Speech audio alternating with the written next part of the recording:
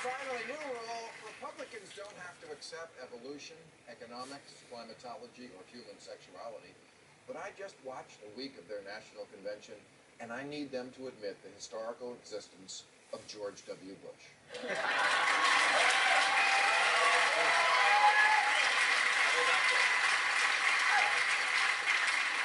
If your party can run the nation for 8 years and then have a national convention and not invite Bush, Cheney, Rumsfeld, Colin Powell, Karl Rove, or Tom DeLay,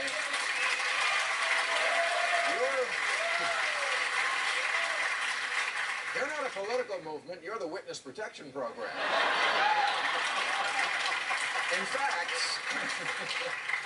Republicans, next time, instead of holding a convention without your most recent president, your most recent vice president, your most recent vice presidential nominee, and most of the runners-up from your most recent primary, why not just wave one of those Men in Black memory eraser wands at your face and make us forget everything we know about you? Now, I'm sure Sarah Palin would have been uncomfortable at the convention. Much of it was held indoors, but isn't it traditional to invite the last nominee for VP? Even if conceiving her was a mistake, aren't you morally obliged to bring her to term?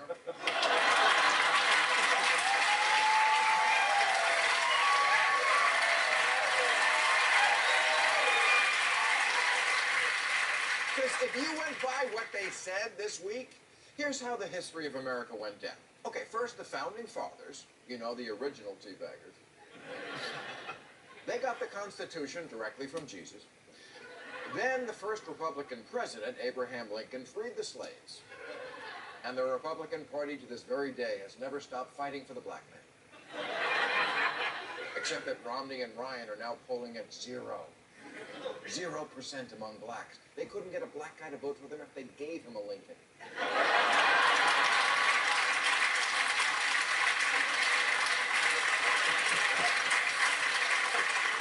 Mitt Romney may yet try that.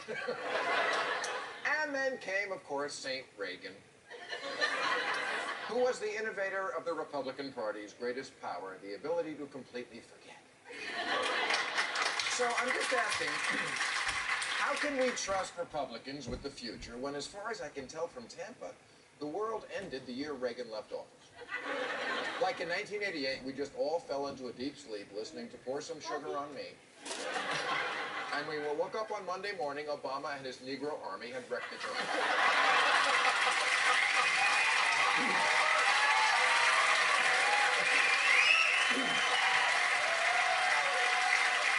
I mean, come on, George Bush was president just 3.5 years ago. They talk about him like he's some vague pop culture reference from way back, like the Snapple Lady or that rap duo who wore their pants on backwards. He was president for 2 terms. It's like holding a Star Trek convention and not inviting Shatner. Because, let's be real, if you're trying to sell what the Republican Party can do for you, it's best not to remind people of what its recent fuck-ups actually did to you. Especially during hurricane season. The past accomplishments of the team that tanked the economy, legalized torture, and made the surplus disappear is not the best advertisement for the future. For the same reason you never hear the words, "From the director of Corky Romano." Okay, that's it.